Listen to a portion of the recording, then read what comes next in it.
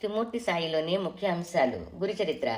శ్రీగురుడు యవ్వనుడు తమ దర్శనానికి రావడంతో రాబోయేది పితపకాలమని, ఈ విధంగా జరిగితే ప్రతి ఒక్కరూ తమ దర్శనానికి వచ్చి వరాలు అడుగుతారని, అది మంచిది కాదని, తమ అవతార సమాప్తి చేయడానికి తగిన సమయమని తాము ఇకపై ఎవ్వరికీ కనబడకుండా శ్రీశైలం వెళ్లదలుచుకున్నారు. శిష్యులందరినీ సమావేశపరిచి, నాయనలారా, మేము ఇకపై ఈ గంధర్వపురం నుండి నిష్క్రమిస్తున్నాము. మేము ప్రత్యక్షంగా కనబడకపోయినా సర్వదా మా ఈ పాదుకులు మిమ్మల్ని రక్షిస్తుంటాయి. మా నివాసం ఇక్కడే నదీ సంగమంలో ఔదంబర వృక్షఛాయలో ఎప్పుడూ ఉంటుంది. మా భక్తులను మేము ఆదుకుంటామని ఆశ్వాసమిచ్చి ముఖ్యమైన కొందరు శిష్యులతో శ్రీశైలం బయలుదేరారు. శ్రీగురుడు వారితో సాయందేవుడు, సిద్ధయోగి, నందిశర్మ, నరహరి కవి బయలుదేరారు. అప్పుడు బహుధాన్య నామ సంవత్సరం ప్రారంభమయ్యి ఉత్తరాయణ పుణ్యకాలం జరుగుతున్నది. అది శిశిర ఋతువు, మాఘమాసం. కుంభరాశిలోకి సూర్యుడు, కన్యరాశిలో బృహస్పతి ప్రవేశించారు.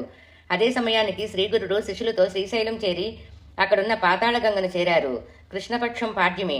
శుక్రవారం నాడు శ్రీగురుడు శిష్యులను నదీ నీటిలో పూలపాన్పును సిద్ధం చేయమన్నారు.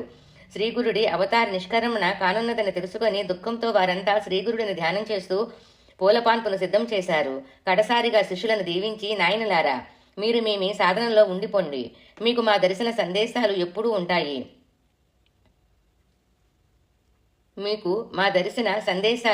ఉంటాయి. నన్ను తలవగానే మేము మీ దగ్గరికి వచ్చి ఆనందమిస్తాము. మేము ఈ పూలపాన్పు మీద ఆసీనులమయ్యి ఆకాశగంగ దాటి శ్రీశైలం చేరి అక్కడ మల్లికార్జున స్వామిలో ఐక్యమవుతాము. మీరు చింతించక గాణగాపురం చేరండి. మేము శ్రీశైలం చేరగానే అందుకు నిదర్శనంగా మీ దగ్గరకు 4 కలవ పువ్వులు నదీ తరంగాలలో కొట్టుకొని వస్తాయి. వాటిని ప్రసాదంగా తీసుకొని మీ నగరానికి చేరుకోండని చెప్పి పుష్పనావులో ఎక్కి పద్మాసనములో ఆసీనములయ్యారు. నావ మెల్లమెల్లగా తరంగాలపై కదులుతూ కొంత దూరం వెళ్లి శిష్యులు చూస్తుండగానే అదృశ్యమైంది. శ్రీగురుడు కనిపించకుండా పోగానే శిష్యులందరికీ నేత్రాలు ఆశ్రవులతో నిండిపోయాయి. మదిలో శ్రీగురుడి లీలలు, ఉపదేశాలు ముసురుకున్నాయి. అలా ఎంతసేపు నిలుచుండిపోయారో తెలియదు. ఎదురుగా కొందరు బెస్తవాళ్లు పడవల మీద వస్తూ, స్వాములు, మేము ఒక మహాత్ముని శ్రీశైల తీరములో చూచాము. వారు పాదుకులను ధరించి ఉన్నారు. వారిని చూచినట్టు మీకు చెప్పమని మాకు చెప్పారు. త్వరలో మీ ప్రసాదంగా కమల పుష్పాలు వస్తాయట అంటుండగానే 4 పద్మాలు నీటిలో తేలుతూ అటు వచ్చాయి.